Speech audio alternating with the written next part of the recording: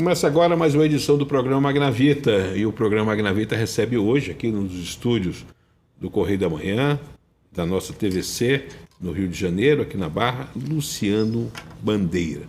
Trata-se do atual presidente da Ordem dos Advogados do Brasil, aqui do estado do Rio de Janeiro, e candidato à reeleição. Luciano, ter reeleição no meio é ter o seu mandato julgado pelos colegas, né? É isso, eu acho muito positivo.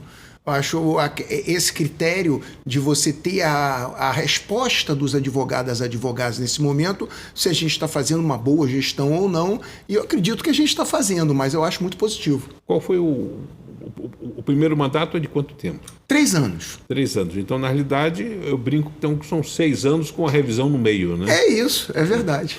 Eu queria que você falasse um pouco, já que estamos falando da questão de mandato, de balanço, diferente de quem está entrando, quem está postulando renovar tem que prestar contas. Lógico. Quais são os pontos altos da sua primeira gestão? Eu acredito que o ponto alto da gestão, o nosso ponto alto da gestão foi o enfrentamento a esse momento da pandemia. Cláudio, a pandemia foi difícil para todo mundo, mas para a advocacia especificamente foi muito duro, porque a gente ficou com o judiciário fechado há muito tempo.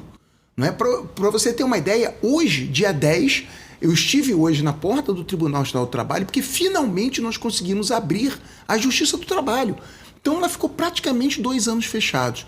E eu acredito que o ponto alto foi isso. Nós tivemos que nos reinventar.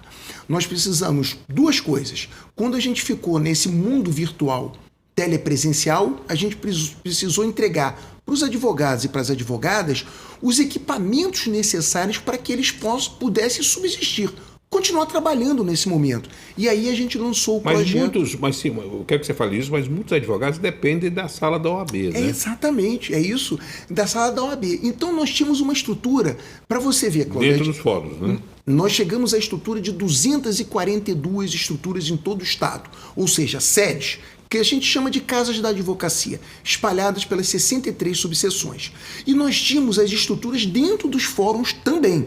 E o que aconteceu? Os fóruns fechados, essa estrutura fechada, e modificou o sistema, porque passou a ser telepresencial.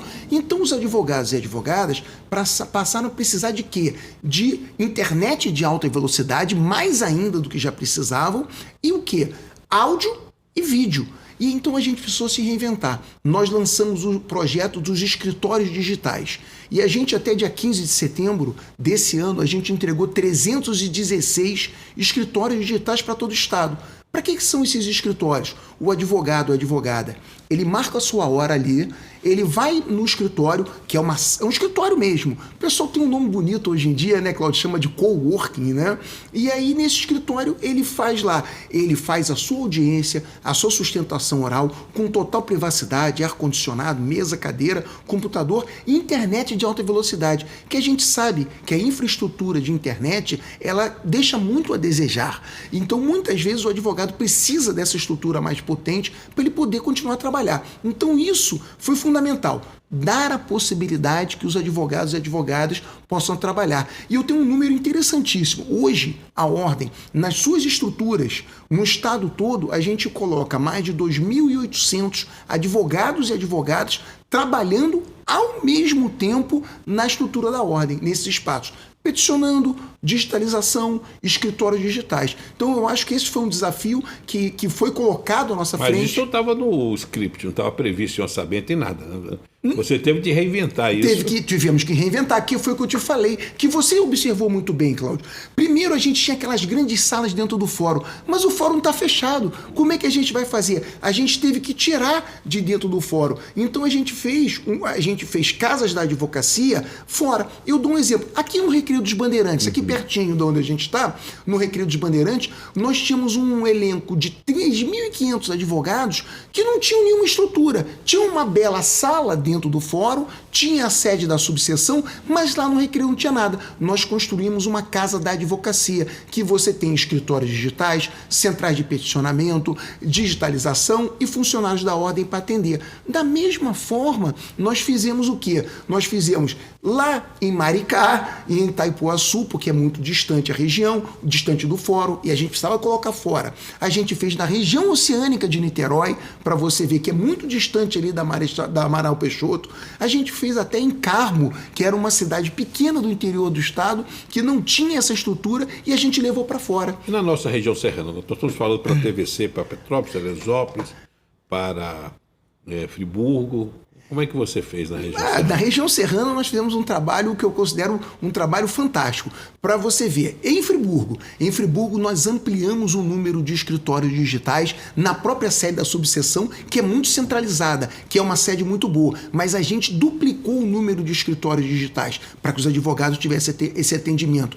Em Teresópolis, nós construímos uma sede nova, do zero, absolutamente pronta para os advogados e advogadas enfrentarem esse desafio da tecnologia. E em Petrópolis, que foi a nossa última entrega na região, nós entregamos mais de 12 escritórios digitais para que todos os advogados da região estivessem prontos para enfrentar esse grande desafio. E foi um grande desafio, mas eu acredito que a gente está conseguindo passar e, se Deus quiser, ano que vem a gente volta a todo vapor. Você acha que a justiça, na questão das audiências telepresenciais, perdeu um pouco o olho a olho com o juiz, o advogado, o contato físico, ele consegue ser plenamente trocado por uma audiência telepresencial?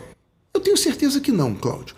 Mas eu divido de duas formas. Eu divido isso. Por exemplo, quando a gente fala da sustentação oral, que são os julgamentos nos tribunais, lógico que a qualidade, há uma perda da qualidade.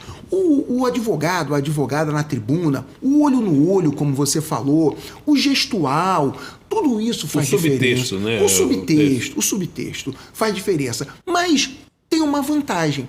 Por exemplo, eu dou sempre exemplo, o advogado que está lá em Santo Antônio de Pádua, que para sustentar um processo no TJ, ele tinha que encarar 5, 6 horas de carro para vir aqui.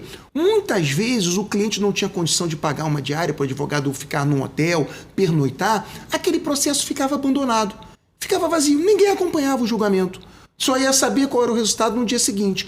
O telepresencial, na segunda instância, permitiu isso. Pelo menos o advogado pode não ter a mesma qualidade de estar presente, mas ele tem eu estou aqui, os pontos relevantes são esses. Da mesma forma, nos tribunais superiores. Mas, quando a gente vai para a primeira instância, audiência de instrução e julgamento, aí, Cláudio, a tecnologia, ela não permite a qualidade necessária que a gente precisa para uma boa jurisdição. Sabe por quê? Porque existe uma coisa que é a identidade do magistrado, a percepção, a testemunha e do próprio advogado, quando você está inquirindo a testemunha, a movimentar o body language da testemunha, tudo isso no vídeo fica muito frio e a gente perde essa impressão pessoal. Então, eu sou um crítico muito grande das audiências de primeiro grau quando você está realizando em primeira instância. Eu acredito que não é o ideal, mas que houve um avanço na segunda instância. Eu queria agora voltar ao seu trabalho, porque é um trabalho de equipe. Você tem uma equipe, a sua chapa está sendo bem renovada agora. Aliás, você conseguiu pegar todas as correntes, é de uma pluralidade assim, que merece aplauso, a representação. E é a primeira vez que você tem também a cota feminina, a cota de etnia. Me fala como é que foi a composição da chapa e me fala qual foi a equipe. Como foi o seu entrosamento com a atual diretoria? Eu tenho um entrosamento maravilhoso. Primeiro com a minha vice-presidente, a Ana Tereza Basílio, que é uma advogada que representa muito a força da mulher advogada. A Ana é uma pessoa que ela construiu uma carreira do zero. E ela, com a sua força, com a sua capacidade, então acho que ela representa muito isso e ela me ajuda muito na vice-presidência. Nós temos um secretário-geral que cuida de toda essa área de pessoal e você vê, na ordem nós temos quase 800 funcionários espalhados pelo estado todo. São 242 unidades. Né? É muito grande, é muito grande. Qual é o orçamento anual da OAB Rio de Janeiro? Em torno de 100 milhões de reais. Eu também fui o primeiro presidente a criar o portal da transparência. Então tá tudo lá, tudo que é arrecadado, tudo que é pago lá no portal, disponível para todos. Eu acho que é uma coisa que eu tenho um orgulho. Foi copiada por outros estados? Não sei dizer, Cláudio, sinceramente não sei dizer. Mas eu acho que era uma obrigação minha, era um compromisso nosso. E eu acho que é muito importante. Fica em torno de 100 milhões de reais, 100 e poucos milhões de reais, e tem uma diferença, não fica o dinheiro todo aqui com a gente, né? Nós só ficamos com aproximadamente 60% desse valor, porque tem as divisões obrigatórias, né? Caixa de Assistência, Conselho Federal, Fundo de Desenvolvimento da Advocacia, que são verbas que são da anuidade, que vão para esses órgãos da Advocacia Nacional e não ficam aqui no Rio de Janeiro. Então a gente tem que fazer tudo isso só com o que sobra.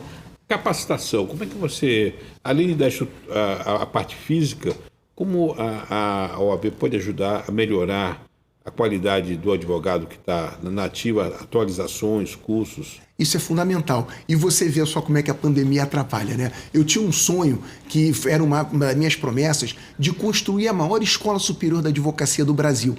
E a gente fez isso. A gente pegou aquele prédio histórico da Marechal Câmara, onde funciona o Instituto dos Advogados Brasileiros, onde tem o Clube dos Advogados, foi o Conselho Federal, quando era no Rio, não é? Nós fizemos o quê? Naquele prédio, nós construímos mais de 15 salas de aula, e transformamos e levamos a ESA para lá. E a gente construiu a maior ESA do Brasil. Só que o que aconteceu, Cláudio? No segundo mês veio a pandemia. Fechou tudo. Aí nós investimos o quê? Na área digital. Então o papel da ordem é fundamental. A gente tem que sempre ter cursos, ter possibilidade de desenvolvimento, porque o direito é muito dinâmico. E eu digo sempre, a gente tem um fato social. Acontece essa mudança da sociedade, o mundo da tecnologia, não é? A gente teve essa mudança primeiro que veio desenfreada, e aí a gente veio o Marco Civil da internet, a geração veio com a LGPD, e você veja só, é um universo absolutamente novo para ser explorado com oportunidades de desenvolvimento profissional para os advogados. E a ordem oferece os cursos de treinamento no processo eletrônico, em todas as áreas. E a gente fez mais. Nós criamos ali... A própria certificação, né? Que a certificação, lógico, nós fizemos um projeto de certificação que é para os advogados que saem crus, não é? Nós tivemos 2 projetos bacanas. Um é o de certificação profissional, que é aquele advogada que sai cru da faculdade e para ele se preparar. Como você atua no mercado? Porque ninguém te ensina a ser advogado na faculdade. E o outro foi de mentoria, que a gente pega advogados experientes que funcionam durante 1 mês, 2 meses, como mentores de advogados iniciantes para orientar eles na profissão. Olha, estuda isso, se dedica àquilo, se porte dessa forma. Então foram coisas muito bacanas. Ô, Luciano, eu não me contive, eu acabei no Pinga Fogo, numa coluna nossa no Correio da Manhã, fazendo um desagravo que eu achei extremamente rasteiro. Em plena campanha eleitoral, uma pessoa que foi vítima da criminalização da advocacia, estou falando da sua presidente Ana Basílio, e que o STF já está corrigindo, fosse utilizado aquela violência, que eu chamo o último bastião de defesa da sociedade, que é a advocacia, que foi aquelas imagens da operação. Magicamente a televisão até sabia onde ia acontecer, quer dizer, esses mistérios que envolvem aí o TRF, e de repente você ter a utilização política de algo que devia ser repudiado. É o contrário, os advogados...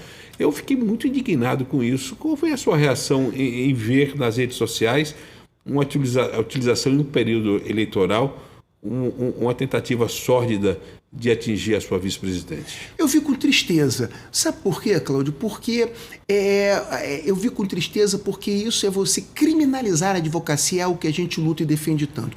Eu fui muito criticado na época, muita gente me criticou na época, porque eu tive a postura firme.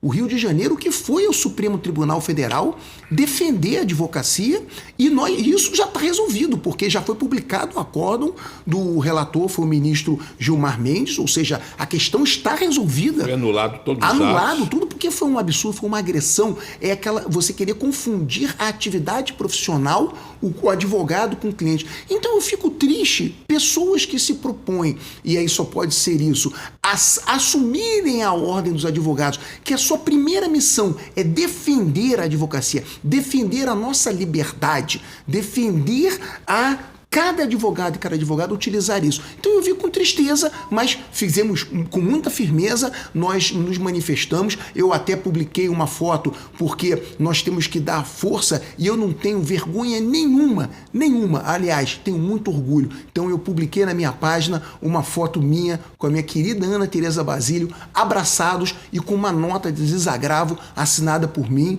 porque eu acho que a baixeza numa campanha eleitoral, eu acho que é muito ruim, ainda mais numa campanha de ordem. Vamos discutir propostas, vamos discutir o que a gente pode fazer para a advocacia. O que não foi feito, o que vai ser feito, quer dizer, exatamente. Mas não, eu concordo, e parabenizo aqui em público essa sua atitude, porque nós que acompanhamos, demos manchete, fizemos a defesa veemente da advocacia, eu fiquei muito surpreso quando encontrei algo tão sórdido num período eleitoral que criminaliza aquilo que eu chamo a última barreira de defesa da sociedade, que é o direito de ter uma advocacia plena.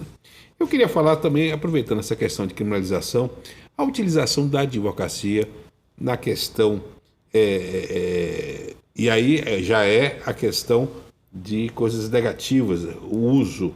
Por exemplo, eu acabei de publicar, no dia que nós estamos gravando essa entrevista, uma manchete no qual eu mostro que a refinaria Manguinhos, a Refit, que tem como grande operador um advogado, que é o Ricardo Andrade Magro, estavam prorrogando uma questão da recuperação judicial só para ter uma blindagem só para ter uma blindagem das execuções que a PGE, por exemplo, está fazendo. E eu também publiquei 2 dias anteriores que a empresa estava pagando para o senhor Ricardo Magro, para o escritório dele, a Magro Associados, faturas de 23 milhões, de 18 milhões, 7 milhões, uma empresa que tem uma recuperação judicial de apenas 60 milhões, ou seja, o que pagou de honorários é muito maior do que ela justificaria essa questão. Como é que você vê, nesse caso pontual, a advocacia sendo usada para malfeitos e para dar um calote no Estado de 6,8 bilhões de reais? Por que um advogado como esse não vai para o Conselho de Ética da OAB e não perde o seu registro na ordem? Bem, eu não sei se há, não sei te dizer se há algum processo correndo no Tribunal de Ética, porque como é que funciona para entender as temáticas? Nós temos primeiro um Tribunal de Ética e Disciplina, que é um órgão autônomo. Os membros são eleitos pelo Conselho Pleno, mas ele funciona de forma autônoma. Ele que é onde entram os processos de infração ético-disciplinar. O Conselho Pleno, que é o que eu presido, ele julga essas questões apenas em grau de recurso. Então, eu estou sendo sincero com você, eu não sei te dizer se existe algum processo. O que eu posso dizer é que nesse período nós excluímos mais de 100 advogados, tá? Mais de 100 advogados durante esse período em que eu estou ali. Informação importante. Mais de 100 advogados que foram excluídos, ou seja, perderam a carteira por malfeitos. Então, a gente pune muito. Impune muito. Seria importante que todas as carreiras... na carne. Todas as carreiras deviam seguir. É isso que eu ia falar. Exemplo. Se todas as carreiras fizessem o que a ordem faz, eu tenho certeza que a gente ia ter algo muito mais... iríamos purificar todas as carreiras, não é? Agora, pode ter certeza que não há transigência da ordem quanto a malfeitos. Os malfeitos que chegam são apurados e nós não temos qualquer receio de expurgar maus advogados, péssimos advogados nos nossos quadros. Agora, lógico, somos advogados, somos a ordem dos advogados. Nós respeitamos sempre o devido processo legal. Pegando esse aspecto, nós estávamos mostrando aqui as capas do Correio da Manhã. Nós temos um advogado, que é um ex-juiz que é advogado, que é o Wilson Witzel, e a sua esposa, que usou também contratos de advocacia, está nos inquéritos todos, para camuflar receita. Esses dois casos não são casos para perder? Se a ordem suspender? Pode até chegar a isso, não é? O caso do Wilson Witzel, ele é advogado porque ele já era advogado antes, não é? Esse é um caso que eu até, quando saiu a notícia, eu leio o Correio da Manhã todo dia de manhã, é a primeira coisa que eu faço, principalmente a sua coluna. Então eu fui lá checar. Então o que eu verifiquei? Ele saiu da magistratura e como na lei diz que os magistrados, o magistrado, promotor de justiça, procurador da República, tem certos cargos, você não precisa fazer o exame da ordem. Se você sai, você tem direito a reaver a sua carteira. Então, antes dele ser governador, ele já tinha reativado a inscrição dele. Tanto que advogou para o advogado. Ele era advogado. Ele era advogado. O que aconteceu? Quando ele assume o cargo do executivo, que é o impedimento, como tem o nosso governador Cláudio Castro agora, ele é advogado, ele está impedido porque ele exerce um cargo no executivo. Então a inscrição dele fica suspensa. A partir do momento que ele deixa de ter o cargo do executivo, ele volta a ter a inscrição. Então ele tem a inscrição. O que acontece especificamente nisso? Existe um processo em curso. Não é? Assim que esse processo em curso contra ele tiver um ofício do Ministério Público, um encaminhamento do Ministério... Transitado julgado, quer dizer... Exatamente. Não precisa nem chegar a transitar em julgado, tá? Não precisa chegar a tanto, porque nós somos uma entidade, nós julgamos administrativamente, então nós somos independentes do judiciário. Mas, assim que tiver um momento de uma consolidação probatória no processo judicial... Já é suficiente. Aí já é suficiente para abrir o processo ético-disciplinar e acontecerá. Só quero deixar bem claro que eu tenho defendido editoriais a presunção de inocência tem que existir, tem que ser um bastião da democracia. Exatamente. A pessoa é inocente até que se prove o contrário. Perfeito. Quer dizer, então é necessário seguir esse rito. Se aguardar. Para que não haja uma pré-condenação. E voltando ainda à questão da OAB do Rio de Janeiro, eu queria mergulhar um pouco naquilo que eu acho fundamental para o advogado, que é a CAAGE. Perfeito. O sistema de se sentir abraçado pela ordem. Como é que é a sua relação com a CAAGE e como é que a Caixa de Auxílio tem funcionado na sua gestão? Olha, nós buscamos trazer a CAAGE de volta para a função dela, que é a função assistencial. E durante esse período, nós tivemos primeiro, uma reestruturação completa da Caixa. E a Caixa atuou, por exemplo, no atendimento do psicossocial, ou seja, não só os assistentes sociais, mas também psicológico, porque muitos advogados, na pandemia, imagina você fazendo prazo, filho estudando dentro de casa, você com aquilo tudo, você teve uma afetação. Nós atendemos mais de 3 mil, eu não tenho o número certo, mas posso até mandar para você, mas eu sei que foram mais de 3 mil consultas feitas pela CAAGE, inteiramente gratuito para os advogados e advogados nesse atendimento psicossocial. Nós vacinamos mais de 20 mil advogados com H1N1, lógico que não foi a da Covid, que a da Covid é só o governo que pode ter, mas com H1N1 contribuindo para isso, porque se não tem gripe, já ajuda isso. Então, mais de 20 mil nós conseguimos lá com o Butantan, H1N1, e vacinamos mais de 20 mil advogados. E, além disso, nossos assistentes sociais, eles fazem também o acompanhamento, nós restabelecemos aquele auxílio funeral, que é uma coisa importantíssima, todo advogado ou advogada tem direito a isso, é algo que a CAAGE oferece. E na pandemia foi usado. Foi muito usado. Você tem um número de vítimas? Eu tenho um memorial, eu não tenho de cabeça, mas tem um memorial no site da Ordem, que é um memorial que nós fazemos em homenagem, tem todos os nomes e os números ali. De cabeça eu não tenho um número, peço até desculpas, mas eu não tenho esse número. Essas coisas muito ruins a gente procura às vezes não ficar guardando. Falar do quinto, porque nós estamos com... E só uma coisa, sim. Nós ainda a CAAGE voltou e oferece o plano odontológico para todos os advogados. Todos os advogados do Rio de Janeiro têm direito a um plano odontológico. Então, esse é o investimento, é a devolução da CAAGE para a assistência dos advogados. Mas o plano de saúde é eletivo, né? O plano de saúde é eletivo, Cláudio, eu vou te dizer por quê. Porque nós já tivemos plano de saúde há quase 20 anos atrás. Era muito complexo. Até hoje... Vai reeditar o que está correndo com a prefeitura. Exatamente. Com a Colurb. Exatamente. Né? Exatamente. Agora, o quinto. Há um consenso, fechou as inscrições com 59. 59 candidatos. Pois é, 59 candidatos que tem que virar uma lista de 18. 18 nomes. E desses 18, 9 sai do tribunal para o governador. Isso. Como é que vai ser essa triagem aí? E é verdade que esse já é um consenso de que vai ser a nova diretoria, o novo conselho da OAB que vai ser eleito dia 16, que vai se aguardar a posse do novo conselho para escolher ou o atual conselho que vai escolher? Cláudio, está marcado já, no dia 18, semana que vem, nós temos uma reunião de diretoria justamente para decidir. Sendo esse ano... Para decidir a lista? Não, para decidir quando será marcada a pauta. Nós não decidimos a lista. São 80 conselheiros que votam, né? Impõem muitas vezes, colocam poderes super-humanos ao presidente. E eu sou o único que não voto, né? O presidente é o único que não vota. É o único que não vota. Mas tem o voto Minerva, né? Só se empatar. Só se empatar. Mas então é o seguinte, são os 80 conselheiros. No dia 18 nós vamos decidir. Nós temos na data... Mas qual é a tendência? Nós temos uma data dia 26 de novembro para esse ano, tá? 26 de novembro. Para fazer a primeira lista. Para fazer a lista esse ano, tá? A ideia nossa é votar as 3 listas no mesmo dia.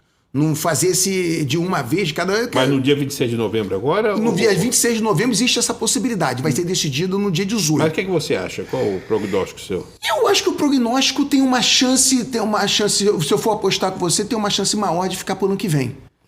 Até porque como há uma pluralidade diferente, muda-se o jogo. Muda-se o jogo. Completamente. E acha Alex Sotan para esse povo que está na lista dos 59 esperando. Agora é muito importante esses pré-requisitos e termos, porque são representantes. Nós acabamos de deixar agora o Cláudio Belo Tavares, que era um representante do Quinto. Que chegou a presidir a corte. É muito importante você ter esse processo de triagem muito e transparência, grande. Isso que é muito importante, né? Então há um processo... recorde esse 59 ou já teve mais? Porque agora são 3 listas. Não, então eu acho que é porque são 3 listas, por isso que deu esse número todo, né? Eu acho que nunca teve tantos números. Essa terceira vaga, no caso do Ministério Público, embolou. O Ministério Público, que estava bem sereno, a terceira vaga aí mexeu muito. Vocês vão usar o mesmo critério de botar os líderes na cabeça? Não. Vai ser sorteio? Como é que vai ser? Porque é isso que as pessoas não compreendem do processo da ordem. A ordem é diferente, porque da ordem é muita gente, são 80 votantes. 80 votantes. É muita gente que vota, então não é tão simples, não é essa mágica dessa organização. É muito complexo isso. E são advogados. Mas a lista de corte vão ser os 18 mais votados? Como é que funciona? Primeiro, abre a primeira lista. Aí vota aquela primeira lista. Os 59 podem entrar na primeira lista. Nem todos se inscreveram nas 3. Tem gente que se inscreveu em uma só, tem gente em 2. A maioria se inscreveu nas 3, tá? A maioria se inscreveu nas 3. Então, votam aquelas listas. Quem faz 41 votos, ele entra. Não é? Então, aí lógico, tem gente que vai fazer 70 votos, 80 votos... Né? Pode ser. Então faz aquela 80 votos, não, 79, né? Porque eu não voto. Mas vai fazendo a lista. Então fez 41, entra, até completar 6. Completou 6, fechou uma lista, completou a lista. Aí abre a segunda lista. Lógico que quem já entrou na primeira não entra nas outras, porque você não pode repetir, porque senão seria uma situação inédita, né? Sim. Mas aí você vai botar, vamos dizer, os pole positions todos numa lista só. Não é difícil. É difícil. Não é isso. Eu não tenho como fazer isso. Porque cada conselheiro ele vai ter o seu voto. E sabe por que eu não tenho como fazer isso? Porque, diferente dos outros, a votação na ordem é aberta. É aberta. E como é que ela funciona? Funciona, conselheiro fulano de tal votou em A, B, C, D... Nos 6 nomes é lido em voz alta, então a transparência é absoluta. No Ministério Público eram 10 para escolher 18. Isso. Aí você tem... Na ordem não existe esse negócio. E a votação aberta, então o que eu disse, o processo é transparente. Então não existe aquilo, foi fulano, beltrano. Todo mundo vai saber quem votou em quem. Vamos passar para mergulhar um pouco na vida do próprio Luciano Bandeira, falar um pouco dos seus aspectos pessoais, mas eu queria encerrar com uma questão. Ordem dos Advogados é partido político? De jeito nenhum. A Ordem dos Advogados, ela tem que representar a sociedade, e o partido da Ordem, uma coisa que eu falo, é a Constituição brasileira. É o que eu sempre digo. E como é que você vê, vou botar uma saia justa para você, como é que você vê o nosso presidente nacional nessa vida político-partidária aí? Eu acho que ele não é filiado a partido nenhum. O Felipe não é filiado a partido. O Felipe Santa Cruz atual. Não é filiado a partido nenhum. Mas já foi pré-lançado pelo Eduardo Paes, né? Não, e ele estava lá. Ele estava lá. Eu acredito, Cláudio, que essa gestão da OAB Nacional teve vitórias importantes. Por exemplo, a lei de abuso de autoridade, onde a gente conseguiu colocar lá a criminalização da violação das prerrogativas dos advogados, o processo que a gente consolidou a inclusão da advocacia no Simples, a inclusão da advocacia na questão de profissão essencial, vitórias que a advocacia teve no Supremo Tribunal Federal quanto à questão da percepção dos honorários de sucumbência, vitória para a advocacia pública quanto à questão dos honorários. Mas houve uma politização. Ele, quando estava na sua cadeira na OAB do Rio, ele já politizou. Ele abraçava o lulismo de uma forma... Eu acho que ele foi um presidente muito importante no momento de transição. E eu acredito sinceramente que ele teve uma posição de muita defesa dos advogados, das advogadas, nesses pontos importantes de construção legislativa. A advocacia nunca avançou tanto na construção legislativa, não é? E eu acredito o seguinte, que muitas vezes é um pouco diferente a posição de presidente do Conselho Federal, ele fica exposto a questões díspares, né? A questão diferente. Por exemplo, agora estão dizendo que é o confronto lá com o presidente da Câmara dos Deputados, o Arthur Lira. Por quê? Porque tem que defender os precatórios. Não é? Nós temos que defender os precatórios. É a posição que pode ser. Eu entendo a posição de uma necessidade de organizar lá o orçamentário. Mas qual é a posição da ordem nisso? Nós temos que defender o pagamento dos precatórios, porque dentro do pagamento dos precatórios estão os honorários dos advogados. Exatamente. Então são decisões judiciais transitadas em julgados, a sociedade, o cidadão tem que receber e os advogados têm que receber seus honorários. Então eu acredito que pode ter algum momento, alguns rompantes, algumas manifestações, mas no conjunto eu acredito que a ordem avançou muito nessas pautas, principalmente na pauta legislativa. Eu tenho visto muitas petições que dá vontade de chorar, né? Erros de português, enfim. Nós temos um grande amigo que foi da casa, que é o fundador da faixa, o professor Hélio Alonso, que ele se especializou em dar aulas de latim, porque era a base do bom português, e dar aula de português, até que fez um curso de direito a partir da necessidade. E você é filho da dona Leila, que é professora de português. Como é que é? Ela puxava muito na sua orelha? Como é que é você fazer o dever de casa com dona Leila supervisionando na questão do seu português? Não, era duro, não podia errar no português, não. E ela era professora de português e literatura, e a especialidade dela era Machado de Assis. Então já viu que o meu trabalho era duro. Ela puxava muito a minha orelha, não admitia. O seu irmão, que é médico, que é o mais velho, esse não teve muito problema, não. Estava na área de exatas, né? Tá na área de exatas, mas mesmo assim, até ele escreve português bem, porque lá em casa todo mundo tinha que ter um cuidado maior com a língua portuguesa. Ela é uma exigência. Luciano, nós temos estamos aqui no estúdio, a eletricidade funcionando, e seu pai, como engenheiro elétrico, foi responsável pelas grandes usinas. Ele botou luz aí, seguiu dando luz no Brasil inteiro. Hein? Dá orgulho de olhar para trás e ver uma carreira, esse legado de seu pai? Eu tenho um orgulho muito grande. O meu pai, ele foi Qual o nome dele?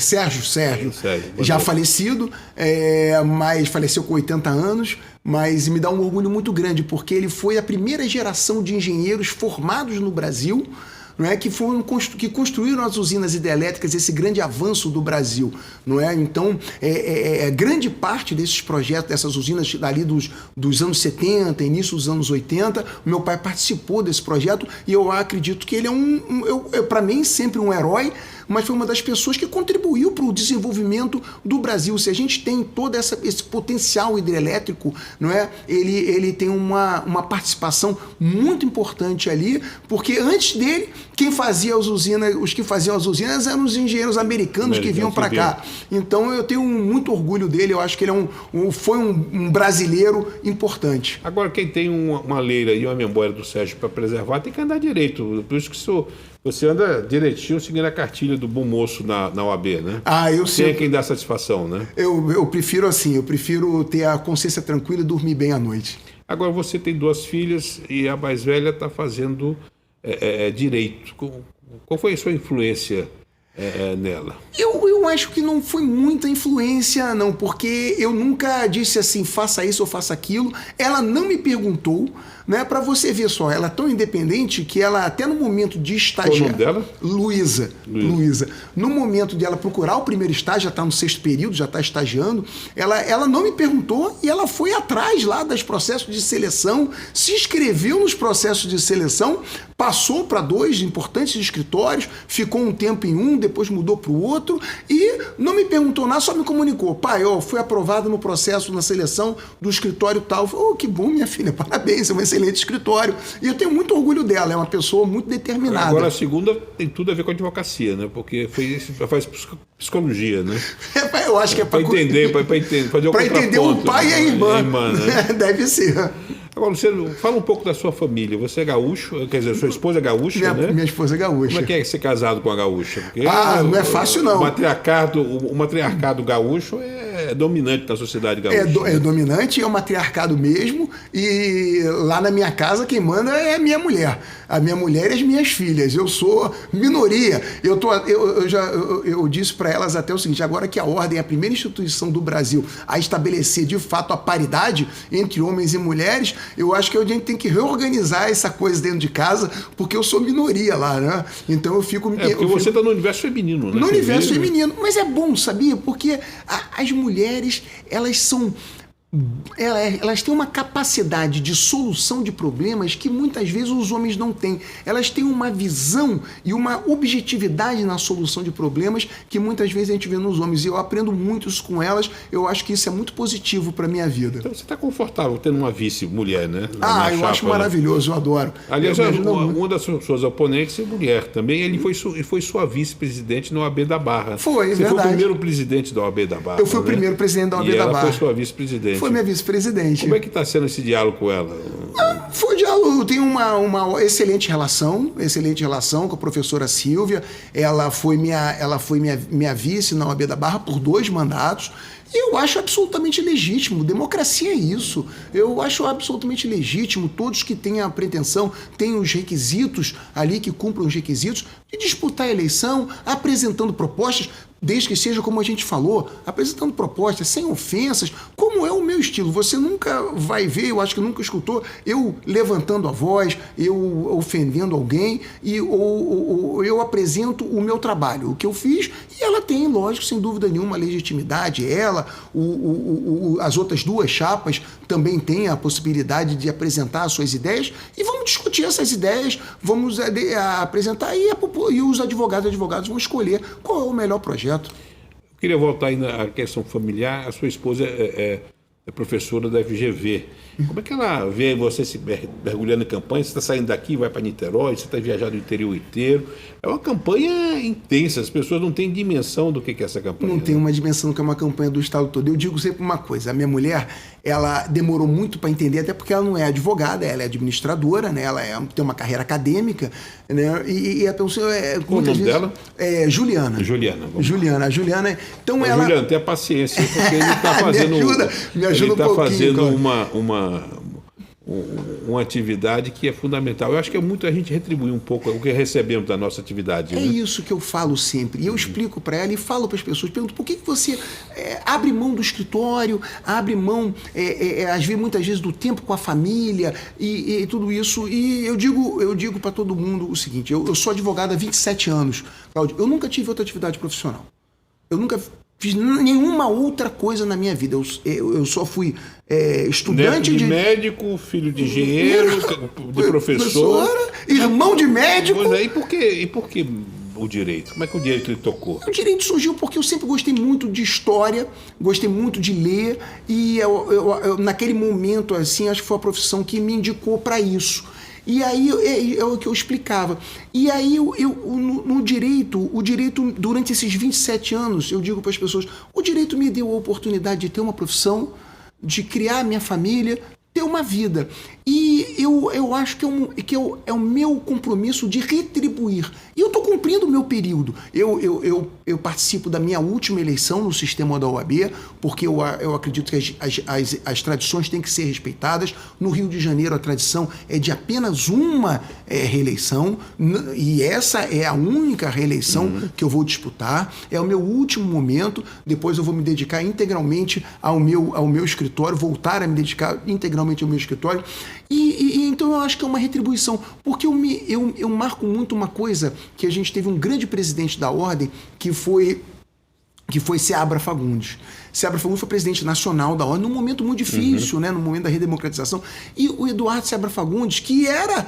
Quando eu fui presidente da Barra, ele tinha escritório aqui, faleceu ano passado, ele tinha escritório aqui no Centro Empresarial Barra Shopping, e ele ia, só para ver a grandeza de um homem de ordem, né?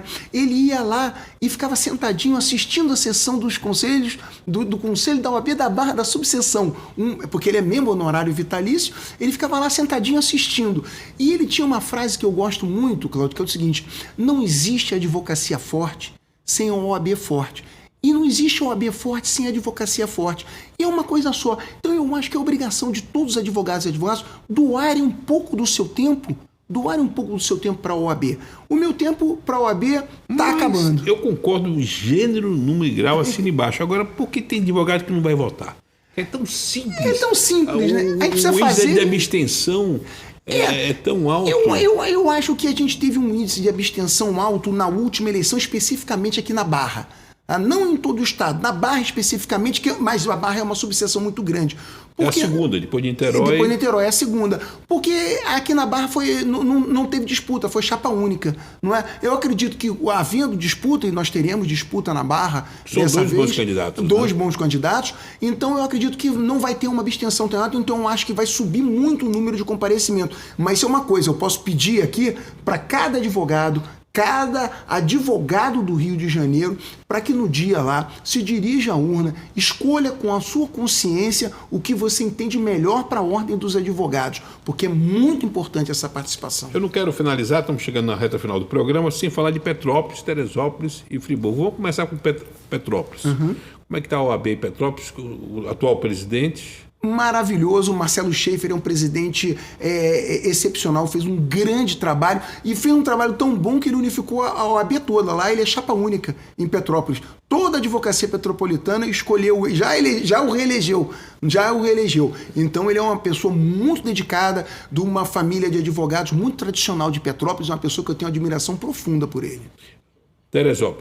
Teresópolis vai ser o Rodrigo Ferreira, está saindo, ele já completou os 2 mandatos dele, que é a nossa tradição, ele está saindo, mas está deixando o vice-presidente dele, que é o nosso Edinho, que é um cara, é uma pessoa bacana, muito dedicada, é uma pessoa alegre, que tem aquele carinho pelos advogados. Então eu acho que em Teresópolis os advogados e advogadas também vão estar muito bem assistidos, e lá também, unanimidade, chapa única. Poxa, é muito legal essa unificação. É isso. Vamos pegar agora Friburgo. Alexandre Valença, um homem sério. O Alexandre é uma pessoa que, quando você conhecer, Cláudio, você vai adorar. Porque ele tem um semblante assim sério, ele parece sério, mas é um amor de pessoa, um doce de pessoa. E ele é aquele advogado muito dedicado, que vai para a porta do fórum brigar pelo direito do advogado, vai lá dentro da sala do juiz brigar. Então, e isso aconteceu o outro fenômeno. Em Friburgo, também é chapa única. Então, na região toda que a gente está falando, toda a advocacia está feliz com a ordem. Três Rios tem disputa, tem a Márcia, a nossa Márcia, a Márcia está lá, fez uma boa gestão, está trabalhando, e eu acho que vai ter uma disputa justa e uma disputa boa para a advocacia lá. Mas a advocacia lá está muito bem servida. O interior sofreu muito com a pandemia, né? E essa presença do OAB, então, eu acho que foi... Foi salvadora. Foi salvadora porque o interior principal é a qualidade do serviço, da infraestrutura de internet. A gente precisa, e foi muito importante esse leilão do 5G, para ver se a gente consegue ultrapassar isso. As pessoas não pensam como isso pode refletir numa atividade como a justiça. Eu vou dar um exemplo. Eu aqui não devia nem revelar, né? Porque os vascaínos podem ficar com raiva de mim, mas eu sou rubro-negro, e aí eu assino lá... Você está com a gravata rubro-negra aí, um pouquinho. Um azul preto. Azul e preto. E um exemplo, essa semana no jogo do Flamengo dessa semana, no Campeonato Brasileiro, eu estava assistindo lá naquele Prime... Sim. Numa transmissão dessas pela internet, não é? Internet. Eu não consegui ver o jogo. Porque estava tão ruim a internet... Estava tão ruim que o jogo ficava parando, eu não conseguia assistir o jogo. Então o 5G vai revolucionar isso. Vai revolucionar. Eu queria finalizar com a sua despedida, mas sobretudo franqueando as nossas câmaras para a sua mensagem aos seus eleitores, que dia 16 vão... Eu só peço para você um dia mexer no calendário, esse negócio de eleição, dia 16, sempre depois de um feriado. Porque é a tradição no Rio, é a tradição. É porque o estatuto diz que tem que ser na segunda quinzena de novembro. E a tradição do Rio é sempre que seja no primeiro dia útil da segunda quinzena. Então, se você for pegar todas as eleições foram sempre no primeiro dia útil da segunda quinzena. Perfeito. Então, suas despedidas aí aos seus eleitores, sua mensagem aí usando as nossas câmeras do Correio da Manhã. Muito obrigado, Cláudio. Eu queria dizer para os eleitores e para as advogadas e advogados, para que no dia 16 eu conto com o apoio de cada um de vocês, para que vocês votem, para que vocês se dirijam às urnas e permitam que a gente continue fazendo esse trabalho, construindo uma OAB forte, unida, ampliando essa rede de proteção à advocacia, de estrutura, de escritórios, de qualidade. Então eu peço a cada um de vocês que no dia 16 vote lá na Chapa 1, na OAB Forte e Unida. Muito obrigado, Cláudio. Uma honra recebê-lo. Eu sou testemunha do belo trabalho que você realiza. É muito importante a continuidade desse trabalho, ainda mais num processo onde a OAB, com a pacificação do Rio, precisa de uma ordem de advogados muito forte, e você está conseguindo. Eu sempre brinco, esses mandatos, para mim, que são mandatos com a única reeleição, é um mandato de 6 anos com a revisão no meio. E eu tenho certeza que o belo trabalho que você realizou vai lhe consagrar por mais um período. Muito obrigado, doutor Luciano Bandeira, a nossa participação aqui, o filho da dona Leila, participando aqui do nosso programa. E chegamos ao fim de mais esse programa especial, o programa Magnavita, hoje, conversando sobre o mundo fantástico da advocacia com Luciano Bandeira. Muito obrigado, Cláudio.